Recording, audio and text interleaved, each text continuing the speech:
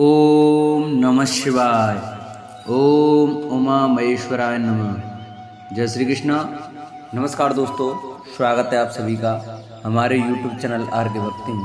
भक्तों, आज की वीडियो में आज सुने आप सोमवार व्रत कथा। 16 सोमवार व्रत का नाम आपने सुना ही होगा, जो मुख्यतः कुंवारी लड़कियां अपने विवाह की आशा से भगवान शिव के नाम पर रखती हैं। वहीं सुहागिन स्त्रियां भी इस व्रत को भगवान शंकर की कृपा प्राप्ति के लिए करती हैं। मान्यता के अनुसार ये व्रत पुरुषों के लिए भाग्योदय सकल मनोरथ पूर्ण करने वाला है। वहीं यह व्रत स्त्रियों को मंचा वर और सौभाग्य प्रदान करता है। इसके अलावा ये व्रत रोग शोक दूर करने के साथ ही जाने अनजाने में किए गए पापों से मुक्ति प्रदान करता है। तो आइए भक्तों, हम अपनी कथा को प्रारंभ करते हैं। प्राचीन समय में एक नगर में एक धनवान साहूकार रहा करता था, जिसके घर में किसी प्रकार की कोई कमी नहीं थी, परंतु उसके कोई पुत्र नहीं था, जिस कारण वह काफी दुखी रहता था। उसे दिन रात यही चिंता सताती रहती थी। ऐसे में वह पुत्र पाने की कामना के लिए हर सोमवार भगवान शिव जी का व्रत और पूजन किया करता था, और शाम के समय शिव मंदिर में जाकर के भगवान शिव जी के सामने दीपक जलाता था। उसके उस भक्ति भाव को देखकर देवी माँ पार्वती ने शिव जी से कहा कि यह साहूकार आपका बहुत बड़ा भक्त है और सदैव आपका व्रत और पूजन बड़ी श्रद्धा के साथ करता है। इसकी मनोकामना पूर्ण करनी चाहिए। शिव जी ने कहा, हे पार्वती, यह संसार कर्म क्षेत्र है, और जैसे किसान खेत में जैसा बीज बोता है वैसा ही फल काटता है, उसी तरह इस संसार में व्यक्ति जैसा कर्म करता है वैसा ही फल भोगता है। पार्वती जी ने अत्यंत आग्रह से कहा, प्रभु, जब यह आपका इतना बड़ा भक्त है और इसको अगर किसी भी प्रकार का दुख है तो उसे अवश्य दूर करना चाहिए, क्योंकि आप सदैव अपने भक्तों पर दयालु होते हैं और उनके दुखों को हमेशा दूर करते हैं। यदि आप ऐसा नहीं करेंगे तो मनुष्य आपकी सेवा व व्रत क्यों करेंगे? पार्वती जी के ऐसे आग्रह पर शिव जी बोले, हे पार्वती, इसके कोई पुत्र नहीं है। इसी चिंता में यह अत्यंत दुखी रहता है। इसके भाग्य में पुत्र ना होने पर भी मैं इसको पुत्र की प्राप्ति का वर दे सकता हूं, लेकिन वह पुत्र केवल 12 वर्ष तक जीवित रहेगा। इसके पश्चात वह मृत्यु को प्राप्त हो जाएगा। इससे अधिक तो मैं भी कुछ और इसके लिए नहीं कर सकता। यह बातें साहूकार सुन रहा था। इससे उसको ना तो प्रसन्नता हुई और ना ही कुछ दुख हुआ। वह पहले की तरह ही शिव जी की व्रत और पूजा किया करता रहा। कुछ समय व्यतीत हो जाने पर यह बातें साहूकार सुन रहा था। इससे उसको न तो प्रसन्नता हुई और न ही कुछ दुख हुआ। वह पहले की तरह शिव जी महाराज का व्रत और पूजन करता रहा। कुछ समय व्यतीत हो जाने पर साहूकार की स्त्री गर्भवती हुई और 10वें महीने में उसे अति सुंदर पुत्र की प्राप्ति हुई।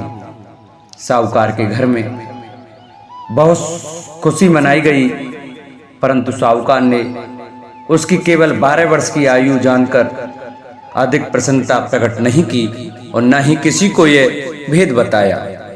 जब वह बालक 11 वर्ष का हो गया तो उस बालक की माता ने उसके पिता से विवाह आदि के लिए आग्रह किया।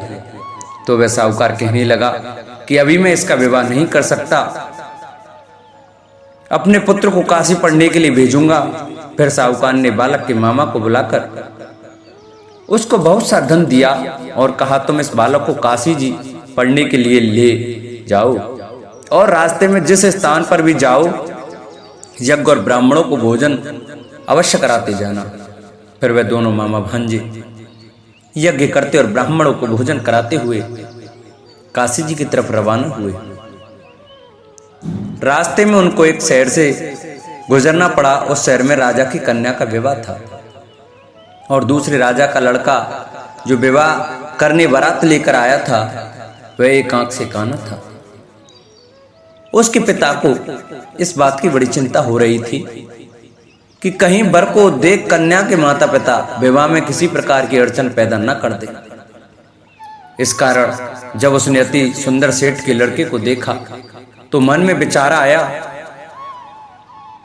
कि क्यों ना दरवाजे के समय इस लड़के से वर का काम चलाया जाए। ऐसा विचार कर वर के पिता ने उस लड़के और उसके मामा से बात की तो वे राजी हो गए। फिर उस लड़के को वर के कपड़े पहनाकर और घोड़ी पर चढ़ाकर दरवाजे पर ले गए और सब कार्य प्रसन्नता से पूर्ण हो गया। फिर वर के पिता ने सोचा कि यदि विवाह कार्य भी इसी लड़के के द्वारा करा लिया जाए तो क्या बुराई है। ऐसा विचार कर उसने लड़के और उसके मामा से कहा, यदि आप फेरों और कन्यादान के काम को भी करा दें तो आपकी बड़ी कृपा होगी और मैं इसके बदले में आपको बहुत सारा धन दूंगा। तो उन्होंने स्वीकार कर लिया और विवाह कार्य भी बहुत अच्छी तरह से संपन्न हो गया। परंतु जिस समय लड़का जाने लगा तो उसने राजकुमारी की चुन्नी के पल्ले पर लिख दिया कि तेरा विवाह तो मेरे साथ हुआ है, परंतु जिस राजकुमार के साथ तुमको भेजेंगे वह एक आंख से काना है और मैं काशी जी में पढ़ने जा रहा हूं। लड़के के जाने के पश्चात उस राजकुमारी ने जब अपनी चुन्नी पर ऐसा लिखा हुआ देखा तो उसने राजकुमार के साथ जाने से मना कर दिया और कहा कि यह मेरा पति नहीं है, मेरा विवाह इसके साथ नहीं हुआ है, वह तो काशी जी पढ़ने गया है। राजकुमारी के माता पिता ने अपनी कन्या को विदा नहीं किया और बारात वापस चली गई। उधर सेठ का लड़का और मामा काशी जी पहुंच गए। वहां जाकर लड़के ने पढ़ना शुरू कर दिया। जब लड़के की आयु 12 साल की हो गई उस दिन उन्होंने यज्ञ रचा रखा था कि लड़के ने अपने मामा से कहा, मामा जी आज मेरी तबीयत कुछ ठीक नहीं लग रही है।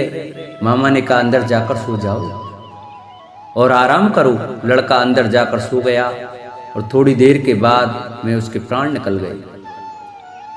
जब उसके मामा ने आकर देखा तो वह मुर्दा पड़ा हुआ है तो उसको बड़ा दुख हुआ और उसने सोचा कि अगर मैं अभी रोना पीटना मचा दूंगा तो यज्ञ का कार्य अधूरा रह जाएगा, जो कि सही नहीं होगा। अतः उसने जल्दी से यज्ञ कार्य समाप्त किया और ब्राह्मणों के जाने के बाद रोना पीटना आरंभ कर दिया। संयोगवश उसी समय से पार्वती जी उधर से जा रहे थे। जब उन्होंने जोर जोर से रोने की आवाज सुनाई दी तो पार्वती जी शिव जी से कहने लगी, प्रभु कोई दुखिया रो रहा है, कृपया कर इसके कष्ट को दूर कीजिए। जब से पार्वती ने पास जाकर देखा तो वहां एक लड़का मुर्दा पड़ा हुआ था। पार्वती जी कहने लगी, महाराज यह तो उसी सेठ का लड़का है जो आपके वरदान से पैदा हुआ था। अतः हे प्रभु इस बालक को और आयु दो, नहीं तो इसके माता पिता तड़प तड़प कर मर जाएंगे।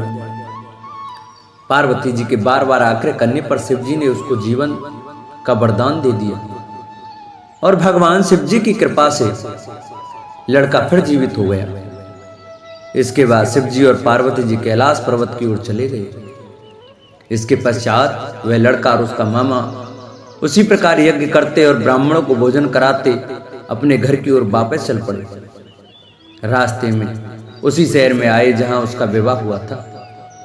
वहां पर आकर उन्होंने यज्ञ आरंभ कर दिया तो उस लड़के के ससुर ने उसको पहचान लिया और अपने महल में ले जाकर उसकी बड़ी खातिरदारी की, साथ ही बहुत से दास दासियों सहित आदर पूर्वक लड़की और जमाई को विदा भी किया। जब वे अपने शहर के निकट आए तो मामा ने कहा कि पहले मैं तुम्हारे घर जाकर खबर कराता हूं।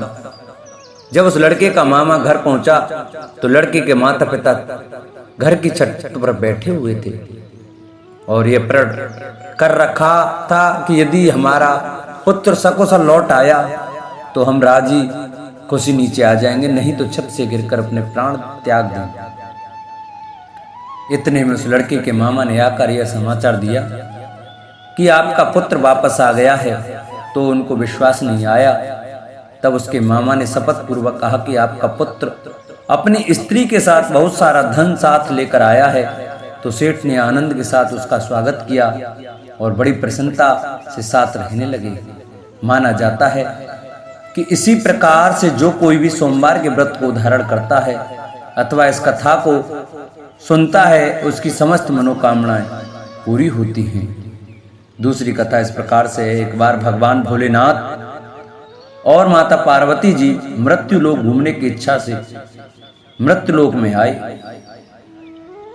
यह माता पार्वती व भगवान शंकर जी मृत्यु लोक में घूमते घूमते विदर्भ देशांगत अमरावती नामक नगरी पहुंचे, जो कि बहुत ही सुंदर थी। यहाँ उन्होंने देखा कि अमरावती नगरी अमरपुरी के दृश्य सभी प्रकार के सुखों से भरपूर थी। उस नगरी में राजा द्वारा बनवाया हुआ बहुत सुंदर भगवान भोलेनाथ जी का मंदिर भी था। उस मंदिर में भगवान भोलेनाथ जी और माता पार्वती निवास करने लगे। एक दिन माता पार्वती जी ने भगवान से कहा, हे प्रभु, आज तो हम और तुम दोनों चौरस पासा खेलेंगे। शंकर जी ने माता पार्वती जी की बात मान ली और चौरस खेलने लगे। उसी समय मंदिर का पुजारी ब्राह्मण मंदिर में पूजा करने के लिए आया हुआ था। माता ने ब्राह्मण को देखकर एक प्रश्न किया कि पुजारी जी बताओ कि इस बाजी में दोनों में से किसकी जीत होगी और किसकी हार होगी। ब्राह्मण ने बिना सोचे समझे कहा कि भगवान भोलेनाथ ही जीतेंगे। कुछ समय बाद बाजी समाप्त हुई और माता पार्वती जी की विजय हो गई। माता पार्वती को ब्राह्मण के झूठे बोलने पर क्रोध आया और कोढ़ी होने का श्राप दे दिया। भगवान शंकर जी के बहुत समझाने के बाद भी माता नहीं मानी और वो दोनों वहां से चले गए। कुछ समय बाद उस ब्राह्मण पुजारी को कोढ़ होने लगे और धीरे धीरे उसके शरीर के पूरे शरीर में कोढ़ हो गया।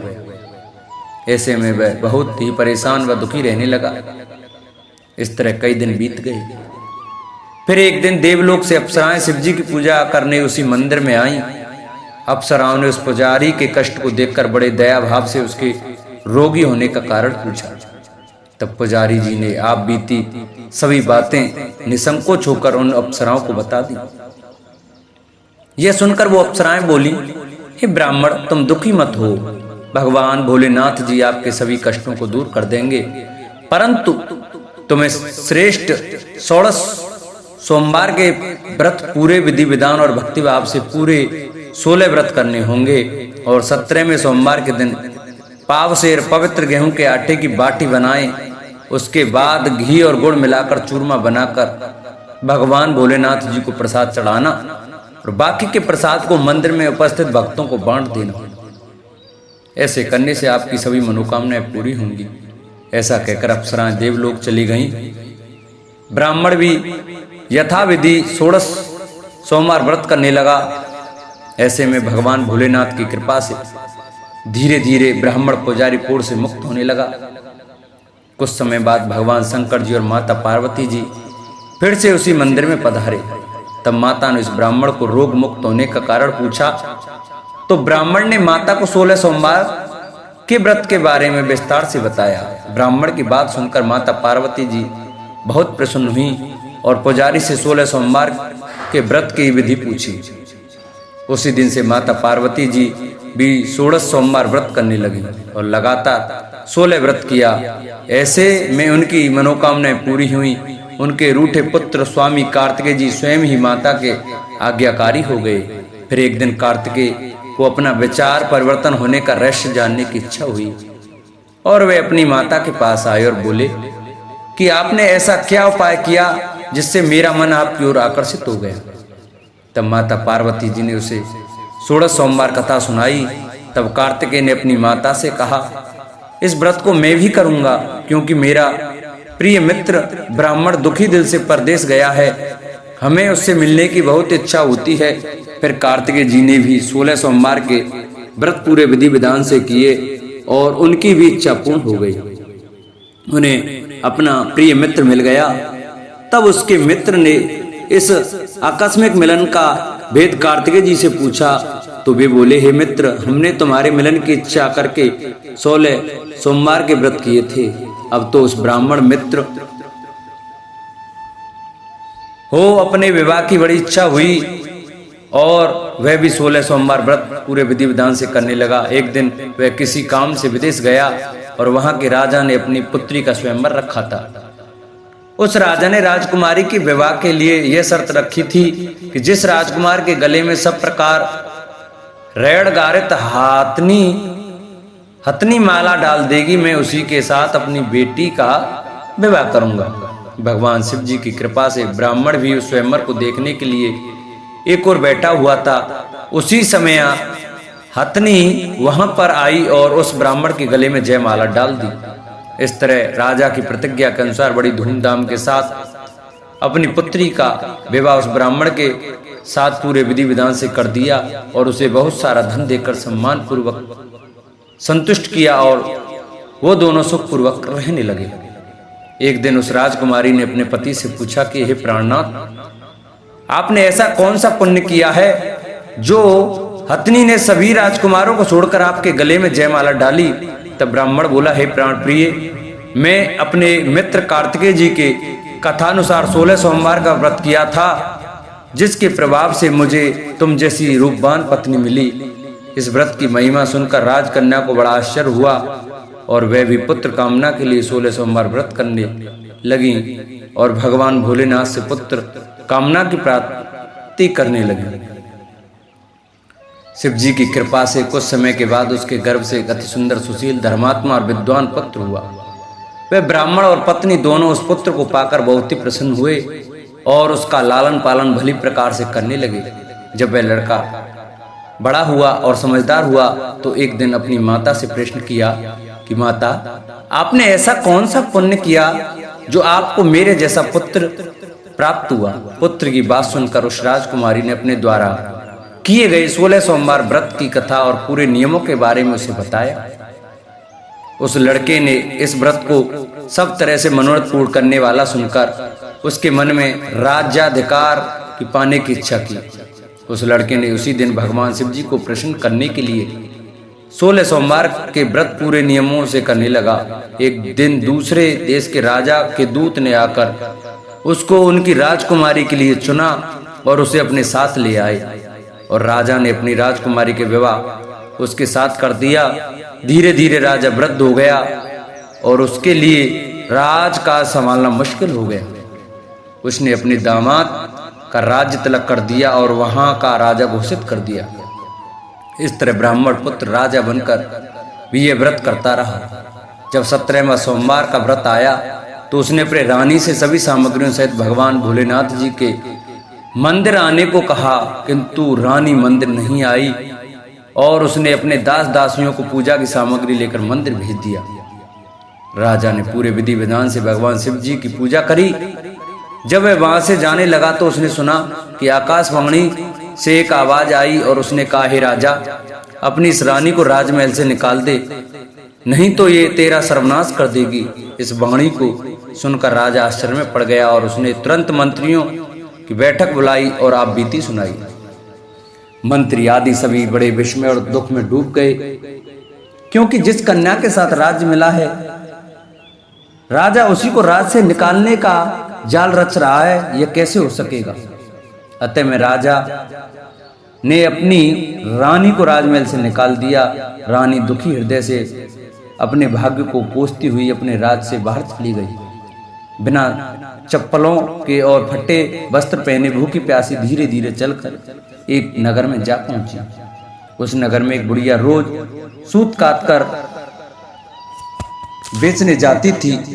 रानी की करुण दशा देख बुढ़िया बोली, तू मेरे साथ चल, मेरे सूत बिकवा दे, मैं वृद्ध हूँ, भाव नहीं जानती हूँ। यह सुनकर रानी बुढ़िया के सिर से सूत की गठरी उतारकर अपने सिर पर रख ली। अचानक से आंधी आई और बुढ़िया के सभी सूत हवा में उड़ गए। बेचारी बुढ़िया बहुत पछताई और रानी से कहा कि दूर रहना मेरे से। अब रानी एक तेली के घर गई और काम मांगने लगी कि अचानक से उस तेली के सभी मटके शिवजी के प्रकोप से चटक गए। ऐसी दशा देखकर उस तेली ने रानी को अपने घर से निकाल दिया। इस प्रकार रानी अत्यंत दुख पाती हुई एक नदी के तट पर गई तो देखा कि नदी अचानक सूख गई। उसके बाद रानी एक वन में गई वहां जाकर उसने एक सरोवर देखा और वह पानी पीने के लिए सरोवर की सीढ़ी उतरी और पानी पीने के लिए जैसे अपने हाथों को आगे बढ़ाया तो देखा कि सरोवर का पानी नीलकमल के सदृश जल असंख्य कीड़ों में गंदा हो गया। रानी ने अपने भाग्य का दोषारोपण करते हुए उस सरोवर का जल पीकर अपनी प्यास बुझाई। आराम करने के लिए एक पेड़ की शीतल छाया में विश्राम करने के लिए लेटी तो देखा कि उस पेड़ की सभी पत्तियां झड़ गईं। ऐसे में रानी जिस पेड़ के नीचे जाती उसी पेड़ की पत्तियां अपने आप झड़ जाती। वन सरोवर और पेड़ों की ऐसी दशा देखकर गाय चराते हुए ग्वालों ने अपने गोसाई स्वामी जी से सभी बातें बता दी।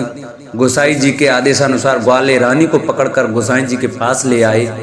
रानी की मुख कांति और शरीर शोभा देखकर गोसाई जी जान गए कि यह कोई विधि की गति की मारी कुलीन अबला है। ऐसा सोचकर गोसाई जी ने रानी से कहा कि हे पुत्री, मैं तुमको पुत्री समान रखूंगा, तुम मेरे आश्रम में ही रहो और मैं तुम्हें किसी प्रकार का कष्ट नहीं होने दूंगा। गोसाई जी के ऐसे वचन सुनकर रानी को थोड़ी धीरज मिली और वह आश्रम में ही निवास करने लगी। आश्रम में रानी खाना बनाती तो उसके खाने में कीड़े पड़ जाते और जब वह पानी भर के लाती तो उसके में भी कीड़े पड़ जाते। अब तो गोसाई जी भी बहुत दुखी हो गए और रानी से बोला कि बेटी, तेरे पर कौन से देवता का कोप है जिससे तेरी ऐसी दशा है। गोसाई जी की बात सुनकर रानी ने कहा कि अपने पति के साथ भगवान शिव जी की पूजा करने नहीं जाने की पूरी कथा सुनाई। रानी की बात सुनकर गोसाई जी ने उसे इस कोप से मुक्त होने के लिए 16 सोमवार व्रत की कथा पूरे विधि विधान से करने को कहा। गोसाई जी की बात सुनकर वह प्रत्येक सोमवार का व्रत पूरे नियम से करने लगी।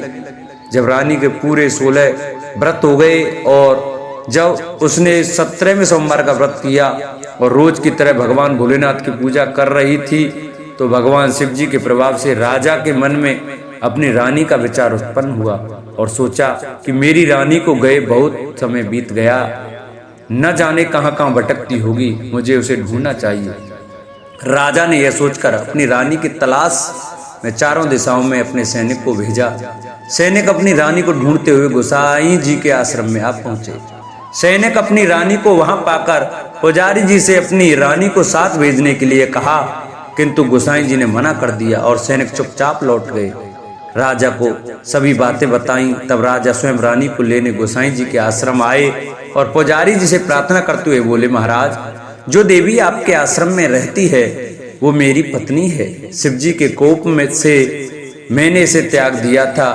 अब इस पर से भगवान शिव जी का कोप शांत हो गया है, इसलिए मैं इसे लेने के लिए आया हूँ। आपकी आज्ञा हो तो मैं इसे ले जा सकता हूँ।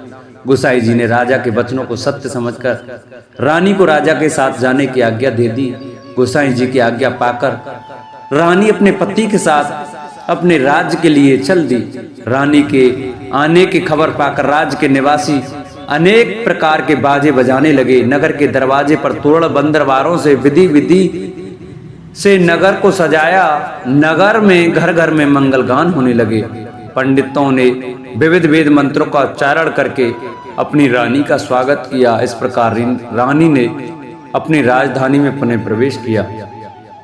राजा ने अपनी रानी के आने की खुशी में ब्राह्मणों को अनेक प्रकार के दानादि देकर संतुष्ट किया। याचकों को धन धान्य दिया और पूरी नगरी में जगह जगह सदा व्रत खुलवाए, जहां भूखों और गरीबों को खाने को मिला। इस प्रकार राजा रानी भगवान भोलेनाथ जी की कृपा से सभी प्रकार के सुख भोगते हुए और 16 सोमवार व्रत की कथा करते रहे। अंत में अनेक प्रकार के सुख भोगते हुए शिवपुरी को पधारे।